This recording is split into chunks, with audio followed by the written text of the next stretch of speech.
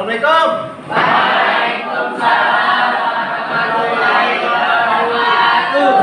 Luar biasa, Allahu Akbar. Baik, rekan-rekan semua, sebelum kita lanjutkan pembelajaran hari ini, kita sama-sama berdoa. Kita baca surat Al-Fatihah, mau kita surat Al-Fatihah, dan kita lanjutkan dengan surat Atin ya. Kita berdoa, kita doakan juga, kita siapkan dalam doa kita untuk orang-orang yang mencintai kita karena peran mereka di sana, di luar sana, kita berada di sini. Allah mereka diberikan kesehatan, diberikan keberkahan dalam mencari rezeki, dan kita yang diberikan amanah oleh mereka juga bisa menjalankan amanahnya dengan baik. Ya. Baik, kelas, silakan dipimpin doanya. Sebelum memulai pembelajaran, mari kita berdoa terlebih dahulu. Berdoa dimulai. A'udzu billahi minasy syaithanir rajim. Bismillahirrahmanirrahim. Alhamdulillahi rabbil alamin. Ar-Rahmanir Rahim. Maliki yaumiddin. Iyyaka na'budu wa iyyaka nasta'in. Ihdinas siratal mustaqim. Siratal ladzina. Bismillahirrahmanirrahim. Wat-tini waz-zaitun wa turi sinin wa hadzal baladil amin. Laqad khalaqnal insana fi ahsani taqwim. Kama yu'azzibu Allahu bihi. Alaysa Allahu bihakamil hakimin. Sadaqallahul azim. Baik, rekan-rekan sekalian, alhamdulillah sudah berdoa bersama untuk membangkitkan semangat kita, terutama untuk mengingat jasa-jasa pahlawan kita, terutama pahlawan pendidikan, dan untuk motivasi kita dalam belajar. Kita menyanyikan lagu kebangsaan kita, lagu kebangsaan Indonesia Raya. Ya, kepada Saudari Akun, silakan untuk dipimpin rekan-rekannya menyanyikan lagu Indonesia Raya. Indonesia Raya satunya. Indonesia tanah airku, tanah tumpah darahku. Di sanalah aku berdiri, jadi payung hidupku. Indonesia kebangsaanku, bangsa dan tanah airku. Marilah kita berseru, Indonesia bersatu. Hiduplah tanahku, hiduplah negeriku, bangsaku, rakyatku semuanya. Bangunlah jiwanya, bangunlah badannya, untuk Indonesia Raya. Indonesia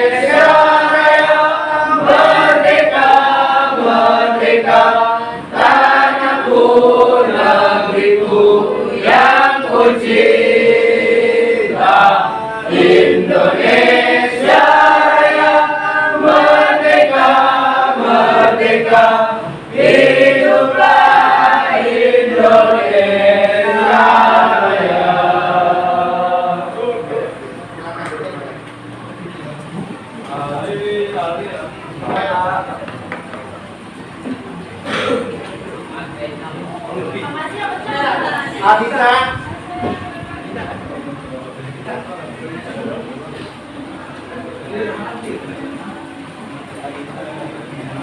Kemudian Abdul Rahman.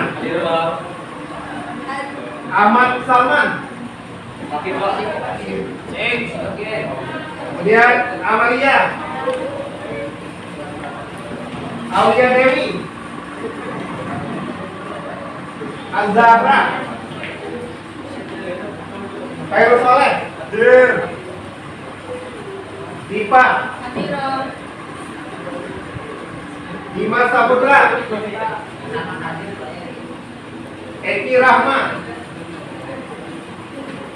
Meliana. Puji Saifullah. Emaya Putri.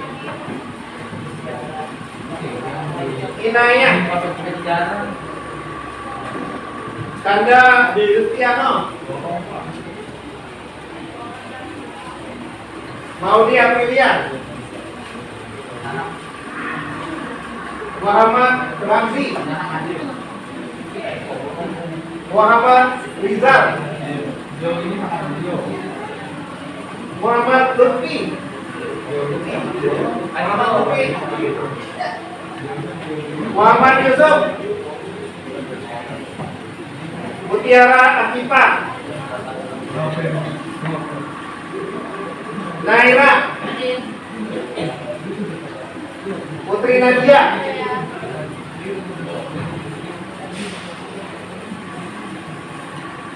Rafi Firmanda. Ratia Matmala. Raihan Ramadan. Robi Akasar. Rasa Simia. Salsabila.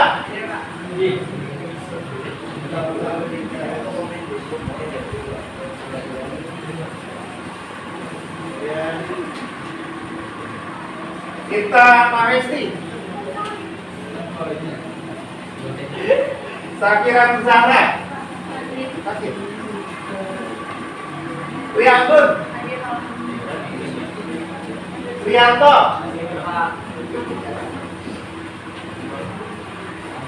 Zahra ini.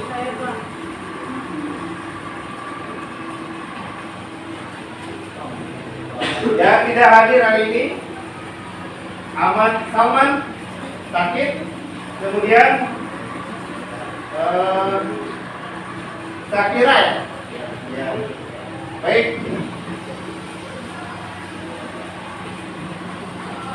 Rekan-rekan sekalian, tolong dibuka LKS-nya bab 1 tentang pelanggaran hak asasi manusia dalam perspektif Pancasila.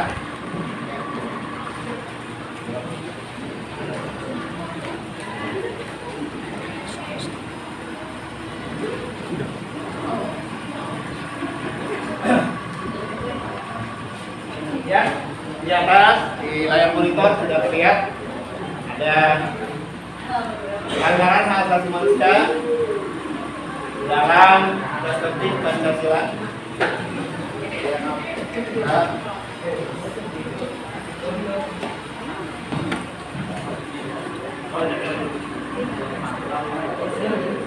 Demokrasi itu adalah suatu sistem pemerintahan, suatu bentuk pemerintahan yang berasal dari rakyat, oleh rakyat dan untuk rakyat. Ya, kita lihat ya. Contoh presiden itu terdiri dari biasa. Terus yang karena dengan hak politiknya, ya hak tadi kita bahas salah satu hak itu saja ada hak politik. Kemudian dia berhak mencalonkan, dipilih dan memilih. Ya. Kemudian presiden itu karena dia mencalonkan, punya hak politik mencalonkan, dan ternyata dipilih oleh rakyat, maka dia menjadi seorang presiden. Maka dari rakyat, oleh rakyat itu artinya apa? Rakyatlah yang buat dia jadi seorang presiden. Setelah menjadi seorang presiden, harusnya presiden itu bekerja untuk rakyat. Itu demokrasi, dari rakyat, oleh rakyat, dan untuk rakyat. Tapi itu juga sama yang berlaku di lembaga negara lainnya ya, bukan hanya eksekutif, tapi di yudikatif juga sama atau legislatif. Legislatif di sini adalah lembaga negara yang bertugas atau berwenang membuat undang-undang. Nah, di sini ada DPR, ya DPRD, tingkat 1, tingkat 2. Mereka itu sebenarnya tadi berasal dari rakyat. Kemudian DPR itu dipilih oleh rakyat, ya, dan harusnya bekerjanya untuk rakyat. Tapi dalam kenyataannya, ketika sudah dibuat dia manangi untuk menjabat berbagai jabatan di struktural negara, ternyata banyak juga yang akhirnya melakukan korupsi. Apakah mereka di sekolahnya diajari tentang hal yang tidak baik? Tidak. Semua mereka diajari tentang hal-hal yang baik aja di sekolah. Tapi kemudian dalam pelaksanaan yang kemudian ada yang melakukan tindakan-tindakan melawan hukum. Nah itulah ya, karena salah satu doa kita adalah yang dianjurkan oleh Nabi kita, ya Allah berikanlah kami pemimpin yang adil. Betul? Kenapa? Karena seorang pemimpin dikatakan ini satu tanda tangan seorang pemimpin, ya kebijakan seorang pemimpin itu jauh lebih efektif daripada 1000 nasihat ulama. Ya, pernah dengar kata-kata itu? Satu kebijakan seorang pemimpin, keputusan seorang pemimpin lebih efektif dari 1000 nasihat ulama. Ya, makanya ulama pun disuruh dianjurkan untuk mendoakan pemimpin yang adil. Contoh ini di Jakarta pada zaman Orde Baru misalnya, zamannya Pak Harto, itu ada yang legal sah. Negara kita sah berbudi, namanya SDSP, Sumbangan Sosial Berhadiah, dikelola oleh negara lewat Menteri Sosial. Ya, jadi ada perjudian tiap malam minggu itu ada keluar tuh 1 sampai 6 angka yang membus 1000 itu perasaan itu bapak kelas 2 SMP tahun 80-an. Kalau kita masang uang 1000, kemudian angka yang keluar 1, 2, 3, 4, 5, 6, betul kita masangnya segitu, maka kita dapat uang 1 miliar. Itu bapak masih SMP tuh. Tapi kalau kita masang 2 angka, uang 1000 itu bisa menjadi 65.000. Jadi hampir banyak rakyat itu yang berjudi yang disahkan oleh negara. Mungkin kalau di negara-negara liberal nggak masalah. Itu ulama bilang ini haram, banyak mudaratnya, banyak orang pergi ke dukun dan seterusnya. Tapi apa yang terjadi? Sampai lama, hampir 10 tahun lebih itu tetap berjalan. Tapi kemudian hari rupanya Pak Harto juga lembut juga hatinya mendengarkan pendapat para ulama. Akhirnya diputuskan oleh Pak Harto itu berdasarkan atas nasihat ulama diputuskan untuk diberhentikan. Ketika Pak Harto menandatangani berhenti SDSP itu maka berhenti seluruh Indonesia sampai saat ini. Adapun perjudian program dan sosial negara kita ini itu dikendalikan oleh luar negeri lewat Singapura. Karena Singapura sekarang lewat media sosial. Nah, siapa yang bisa mencegah kalau lewat YouTube misalnya? Ya, nggak ada yang bisa mencegah karena bentuk misalnya tidak terlihat. Ya, jadi secara resmi negara kita nggak ada. Begitu juga ketika di Jakarta, ketika Pak Anies menjadi gubernur, banyak perusahaan punya yang sahamnya milik pemerintah DKI, yang kemudian ada penanaman di minuman keras. Tapi kemudian itu udah lama sekali untuk ditutup. Tapi nggak ditutup. Tapi ketika Pak Anies jadi gubernur, kemudian dikeluarkan SK untuk tutupan maka tutup. Dan contoh lagi misalnya, ketika ada di sini ada Taman Tunggal ya, itu tempat pelaturan yang luar biasa di Jakarta. Kemudian di zamannya Pak Sutioso itu atas niatnya para ulama, Pak Sutioso mengeluarkan satu tanda tangan untuk penutupan Taman Tunggal dan sekarang dijadikan Jakarta Islamic Center. Ulama kan siap, ulama udah beribu-ribu kali nanti untuk ditutup. Ternyata tidak. Itulah makanya ada ulama Datuk. Baik, itu ya refleksi tentang pembelajaran kita tentang demokrasi kemarin. Nah, sekarang kita belajar tentang materi pelanggaran hak asasi manusia dalam perspektif Pancasila. Dalam perspektif itu artinya dalam pandangan menurut sudut pandangan Pancasila. Ya. Apa sih hak asasi manusia itu? Mungkin ada yang tahu apa hak asasi manusia? Silakan, Abang. hak asasi manusia adalah seperangkat hak yang melekat pada hakikat dan keberadaan manusia sebagai makhluk Tuhan Yang Maha Esa dan merupakan anugerahnya yang wajib dihormati, dijunjung tinggi, dan dilindungi oleh negara, hukum, pemerintah, dan setiap orang demi kehormatan serta perlindungan harkat dan martabat manusia. Luar biasa. Baik, itu adalah hak asasi manusia itu pada intinya adalah hak yang diberikan Tuhan Yang Maha Esa sebagai kelengkapan hidup manusia.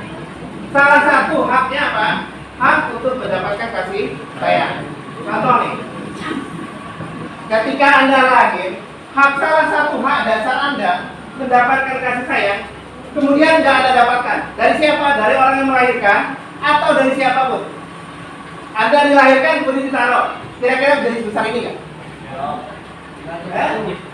Jadi sebesar ini nggak kalau nggak diurusin? Nggak mungkin. Pada saat itu Anda lahir, saat itu Anda tidak punya kekuatan apa-apa kan? Ada yang nolong sehingga kita, ada yang nyayangin kita, baik orang tua kita ataupun orang lain atau bidan atau siapapun, sehingga kita bisa tumbuh besar ini. Itu hak dasar salah satunya, hak untuk hidup, ya. Hak kita untuk hidup yang harus kita dapatkan. Bayangkan kalau lahir tidak dapat dengan baik. Kemudian, baik. Nah, berikutnya adalah setelah pengertian HAM. Nah ini perkembangan makna HAM. HAM, hak asasi manusia itu pada dasarnya dibedakan menjadi berapa? Ada 6, ya. Ada hak asasi pribadi atau dikenal dengan apa? Personal rights, personality, artinya pribadi, ya. Kemudian yang kedua apa? Hak asasi ekonomi atau property rights. Property, makanya karena ada sering dengar kata-kata property itu berarti berkaitan dengan barang-barang yang berharga atau ekonomi. Kemudian yang ketiga ada apa? Hak asasi politik. Hak asasi politik. Nanti kita, ya, nanti kita akan lihat hak politik kita apa saja. Kemudian yang keempat, hak asasi untuk mendapatkan perlakuan yang sama dalam hukum dan pemerintahan, right of legal equality. Ya. Yang kelima, hak asasi sosial dan kebudayaan, social and cultural rights. Dan yang keenam, hak asasi manusia untuk mendapatkan perlakuan tata peradilan dan perlindungan, ya. Atau procedural rights, procedural. Ya. Prosedur itu artinya tertata. Baik, rekan-rekan sekalian, sekarang di LKS ada itu ada 20 soal esai. Silakan Anda kerjakan dulu secara individu, ya. Tapi nanti untuk esainya kalian kerjakan berkelompok. Mungkin salah satu perwakilan kelompok kalian yang akan membacakan, menjawab dari pertanyaan pada esainya mewakili kelompok kalian. Mungkin kelompok. Tapi, oke, untuk yang esai, yang PG-nya, tolong dikerjakan, kemudian dicari jawabannya, ya. Silakan.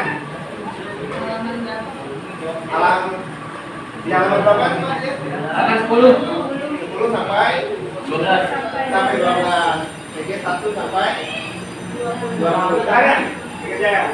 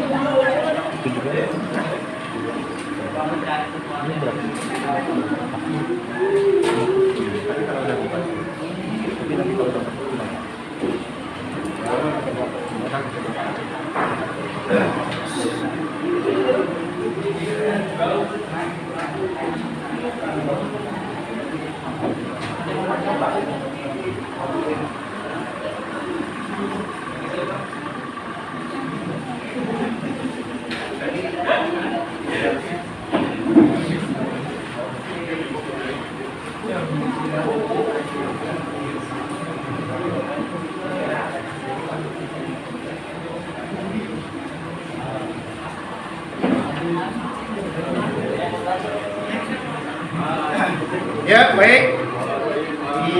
Silakan.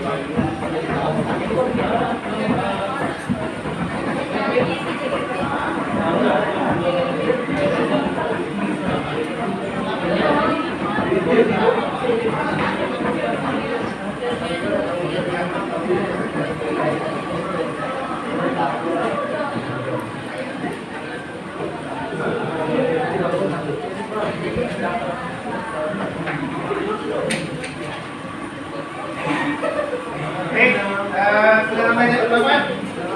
Selesai belum?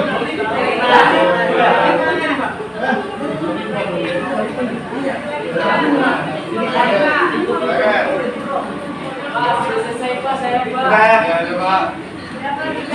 Belum nih. Selesai Pak. Baik, sudah selesai. Kalau itu sebelum kita bahas tentang soal yang tadi dikerjakan.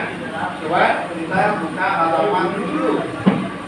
Yang ini ya, saya. Halaman 7 apa? Sudah?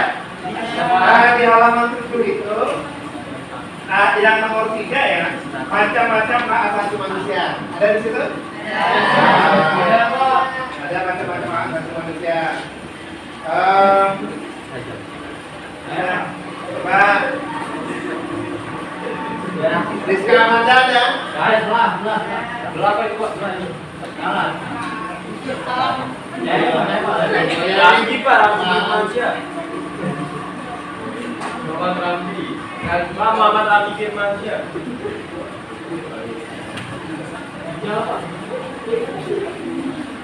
Putri Nadia mana?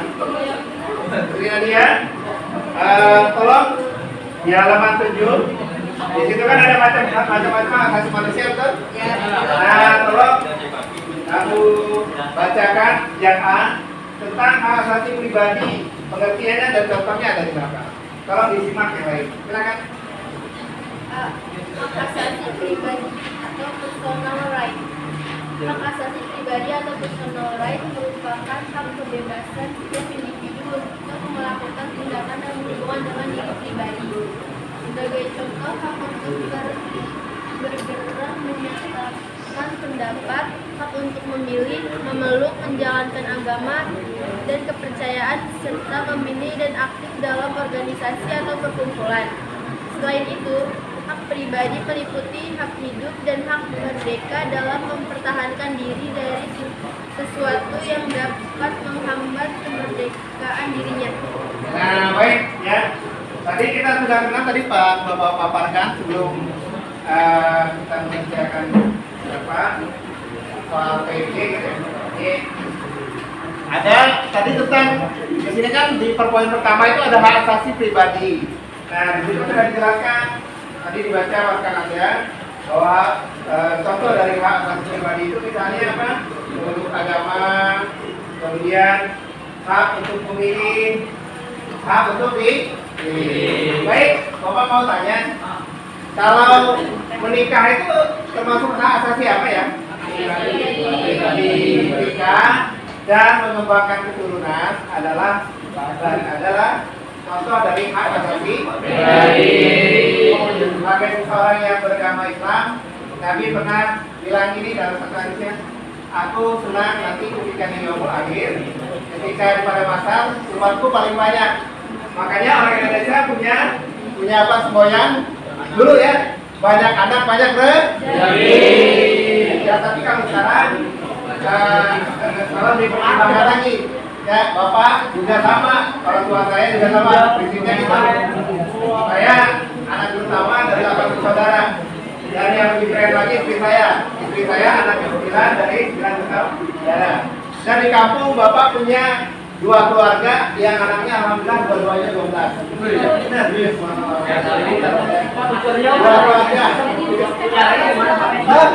nah, kalau dulu kan gitu, 1 tahun, 1 tahun enggak, satu. Kenapa? Orang dulu nggak butuh banyak meeting macam-macam ya. Tapi kalau sekarang kita harus banyak pikir baca. Tapi enggak, kalau pertimbangan terus baik, yang berikutnya adalah hak asasi politik. Hak asasi politik, coba Maudi mana Maudi? Maudi, silakan Maudi dibaca.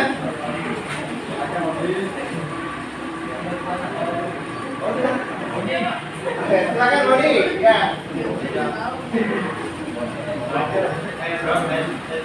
Ya, oke Maudi.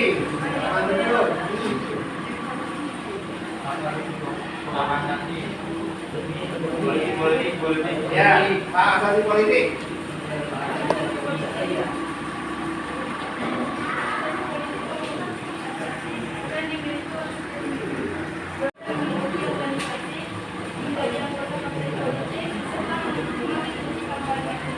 Baik, terima kasih Budi. Ya, nah yang kedua adalah hak asasi politik. Hak asasi politik adalah hak di bidang politik. Nah, contohnya di sini adalah hak dipilih dan memilih. Ya, hak dipilih dan memiliki dalam artian di partai politik atau di jabatan-jabatan formal ya.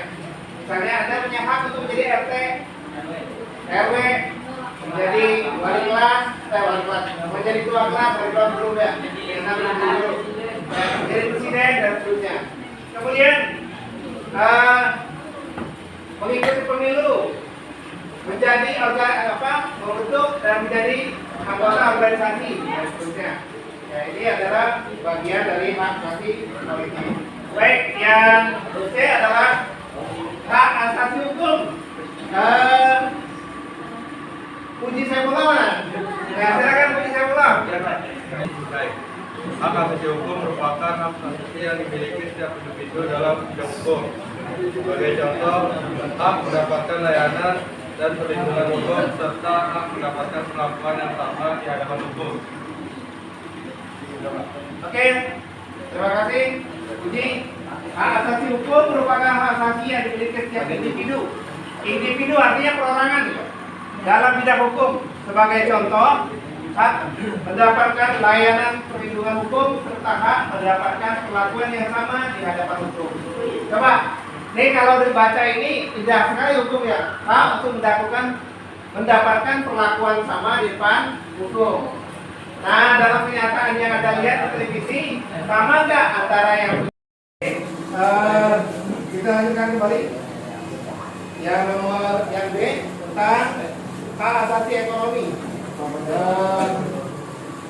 Kira negara ada?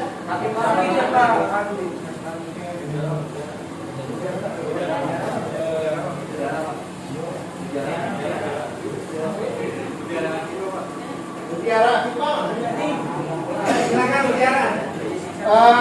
Yang B, hak asasi ekonomi.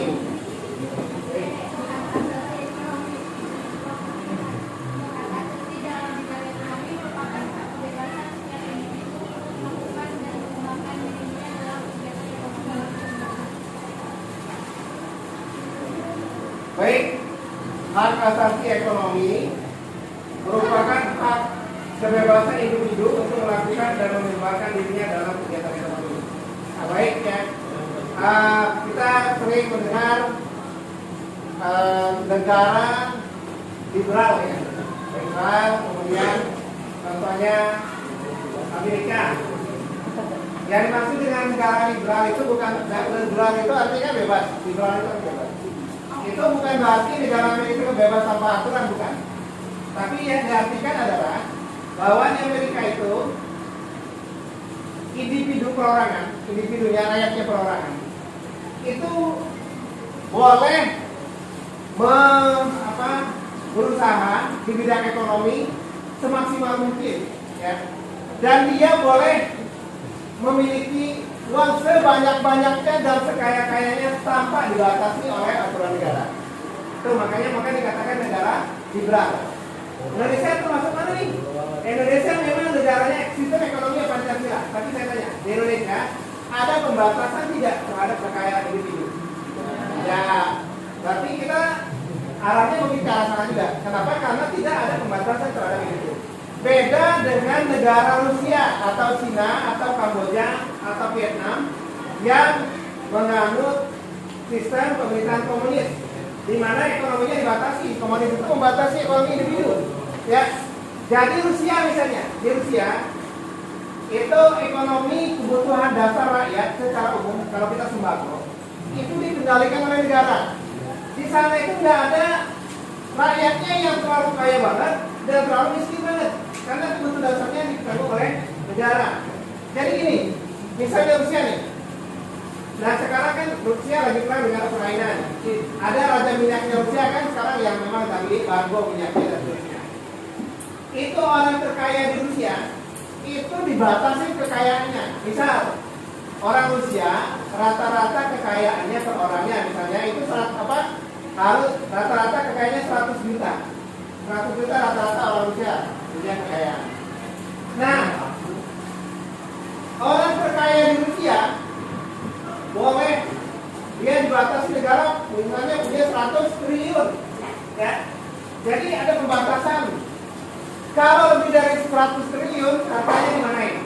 Diambil oleh Jadi ada pembatasan, walaupun misalnya orang Indonesia nih, orang Indonesia, rata-rata orang Indonesia itu punya uang misalnya 500 juta. Ya, rata-rata orang Indonesia kita punya uang 500 juta.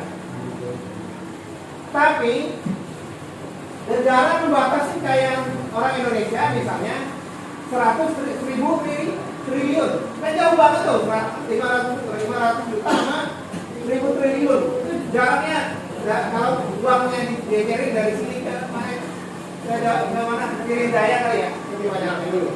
Ya. Tapi tetap saja artinya ada pembatasan, ya, ada pembatasan. Itu di Rusia, di negara-negara komunis. Walaupun jaraknya jauh, tapi tetap aja ada pembatasan terhadap kekayaan individu atau perorangan. Tapi beda dengan negara liberal seperti Amerika. Di Amerika, orang itu kebutuhan pokok tidak ditanggung negara, tidak secara umum ya, tidak diundang-undangkan. Tapi seseorang bergerak di bidang ekonomi, di berusaha di bidang ekonomi, itu boleh sekaya-kayanya tanpa membatasi. Kalau tadi 100 triliun, orang Amerika boleh kaya sekaya-kayanya. Bahkan kalau bisa lebih kaya daripada negaranya. Makanya di Amerika itu udah ada 5 tahun atau ini, udah ada 5 tahun 6 tahun ini, ada program wisata per bulan. Sudah 2 orang yang berbulan, dua-duanya perusahaan terkaya di Amerika. Bukan presidennya. Kenapa? Karena presidennya nggak punya uang sebanyak itu. Misalnya ke bulan itu berapa triliun gitu kan, dibatasi. Siapa yang sanggup bayar? Berangkat. Walaupun dia bukan basicnya dari astronot, bukan, tapi diajarin tuh. Sudah ada 2 orang perusahaan Amerika. Makanya ditantangin sekarang. Siapa yang sanggup bayar ini, Anda boleh wisata bulan. Artinya udah menjadi bisnis. Ya. Kenapa presidennya nggak berangkat? Karena presidennya nggak punya uang sebanyak itu. Nah, itu di Amerika tidak ada pembatasan terhadap kekayaan ekonomi. Ya, itu. Kemudian yang berikutnya adalah yang nomor E. Priambon mana? Iya Pak, saya. Nah, silakan Priambon yang nomor 5.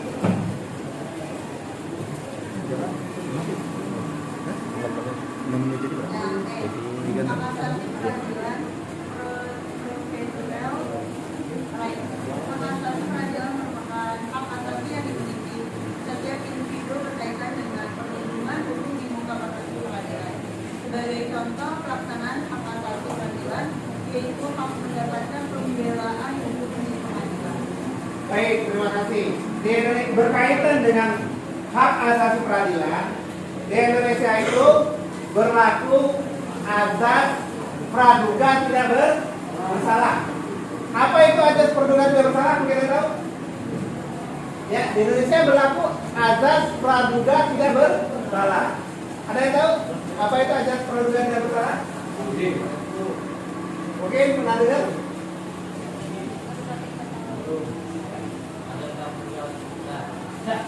Azas? Teman-teman? Azas berlaku tidak bersalah atau azas praduga tidak bersalah artinya adalah walaupun seseorang itu sudah kelihatan bersalah, kalau di depan hukum belum diputuskan oleh hakim sebagai terdakwa, maka dia tidak dinyatakan bersalah. Di Indonesia itu kapan seseorang dinyatakan bersalah? Ketika dia sudah diputuskan oleh pengadilan sebagai terdakwa.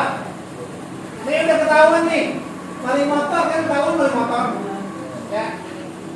Tapi ketika ditangkap polisi, sebelum kemudian masih proses pengadilan, maka itu orang masih tetap dinyatakan, bukan dinyatakan, masih tetap dinyatakan belum resmi bersalah. Itu arti daripada pernyataan azas praduga tidak bersalah. Kita berprasangka baik dulu bahwa dia belum bersalah. Tapi ketika sudah diputuskan pengadilan sebagai terdakwa, maka dia sudah dinyatakan bersalah. Jadi kapan seseorang dinyatakan bersalah? Ketika sudah diputuskan pengadilan sebagai terdakwa. Baik, yang terakhir ini juga kayaknya hampir terakhir. Zara mana Zara? Zara, tolong dibaca yang F. Hak asasi sosial budaya atau sosial kultural. Hak asasi sosial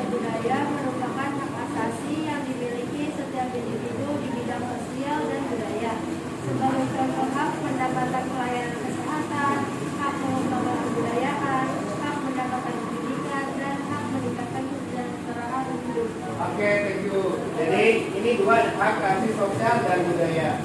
Budayanya adalah kita diberikan oleh negara hak untuk mengembangkan budaya daerah, dan kemudian dari budaya daerah itu kemudian dikembangkan menjadi budaya nasional. Nah, kita banyak sekali yang beda, ada tari saman yang sudah dunia di bidang tari menari, kemudian di bidang kebendaan misalnya kita punya keris yang sudah diakui sebagai budaya dunia, di bidang seni gerak seni tabung misalnya ada angklung, kemudian di bidang arsitektur ada Candi Borobudur, ya, dan banyak sekali yang sudah diakui oleh WHO, Badan Pendidikan dan Budaya Dunia, sebagai warisan dunia. Artinya apa? Itu bukan hanya kita lagi, tapi juga dapat bantuan yang kalau sudah dinyatakan sebagai milik dunia, kita dapat bantuan dari PBB untuk pengelolaan itu karena sudah menjadi budaya atau milik bersama di dunia. Dan yang terakhir dari hak asasi dan budaya ini adalah tentang pendidikan, di mana di undang-undang itu dinyatakan pemerintah membiayai pendidikan dari dasar dan menengah. Dasar menengah itu apa sih dasar sekolah dasar? Sekolah dasar itu ada SD. Menengah apa menengah? Yang maksud dengan menengah itu sekolah menengah pertama dan menengah atas. Tapi ada juga yang dibebankan kepada provinsi. Misalnya kalau tingkat nasional ada BOS, bantuan organisasi sekolah itu adalah bantuan pemerintah di bidang pendidikan dari pemerintah pusat, artinya Jakarta. Nah, kemudian ada bantuan yang berasal dari pemerintah daerah. Contoh DKI ada kan? KDP. Tapi Jakarta Pusat adalah bantuan pemerintah daerah Provinsi DKI Jakarta untuk warganya dalam hal pendidikan. Makanya yang bukan DKI Jakarta kagak ada, karena itu daerah provinsi. Nah, sedangkan provinsi itu mempunyai kemampuan masing-masing. Perekonomian provinsi tidak sama, ya. Pendapatan provinsi tidak sama. Makanya Jakarta salah satu provinsi yang pendapatan pajaknya paling besar. Makanya Anda punya KJP, kemudian ada PIP, ya. Uang masuk itu ditalangi gitu ya. Di mana di sekitaran Bogor kagak ada. Kemudian ada di sekolah. Bapak di Bina sampai sekarang nggak pernah tuh di Depok masih belum ada di sekolah, ya. Baru ternyata yang presiden awal kan juga ada. Ya, itu bantuan pendidikan di bidang sekolah itu ada dua sumbernya. Pertama dari pemerintah pusat, yang kedua dari pemerintah daerah. Cuma pemerintah daerah ini disesuaikan dengan kemampuan daerah tersebut.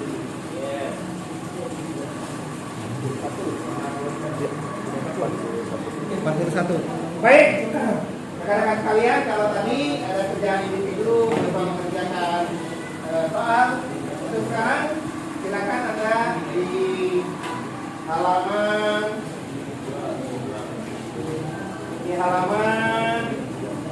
12. Di halaman 12 itu ada 5 soal esai, ya. Ada 5 soal esai. Nah, tolong dikerjakan. Ini Anda kerjakan bersama-sama karena ini tugas kelompok. Ini yang esai tugas kelompok. Jadi Bapak minta perwakilan dari kelompoknya masing-masing untuk memaparkan hasil dari kerjanya. Ya, baik. Silakan dikerjakan.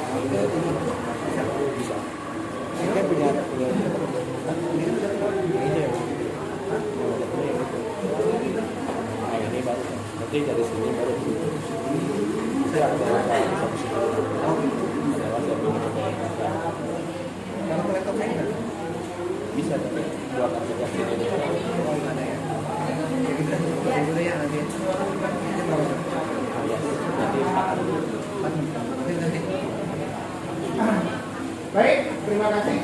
Sudah selesai semua? Baik, silakan untuk kelompok 1. Mungkin Afgan yang mewakili. Silakan pertanyaan yang nomor 1 untuk saya. Nomor 1, sifat-sifat hak ada 4. Yang pertama itu universal. Yang kedua, tidak bias dicabut. Yang ketiga, tidak bias dibagi. Dan yang terakhir, hakiki. Oke, thank you. Baik, pulang. Oke, silakan. Silakan yang nomor 2.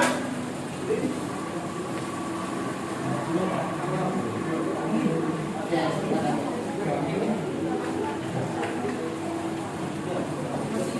Baik, silakan yang nomor 2.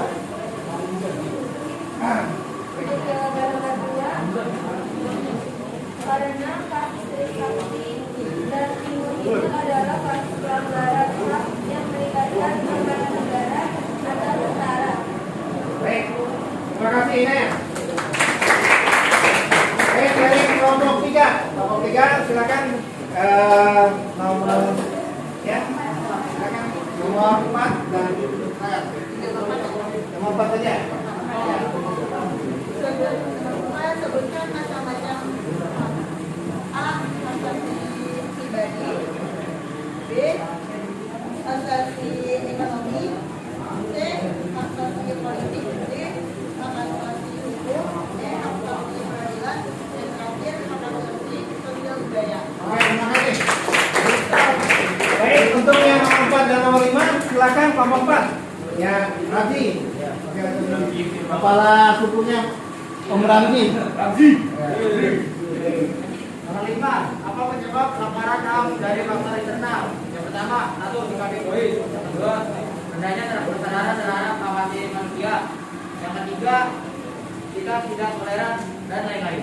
Baik, terima kasih.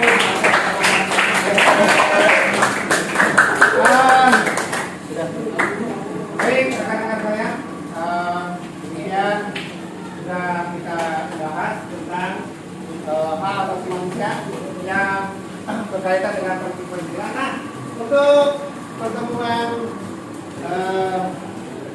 ini ada banyak ya. Lagi ini linknya. Nah ini ya, ini di sini ada link.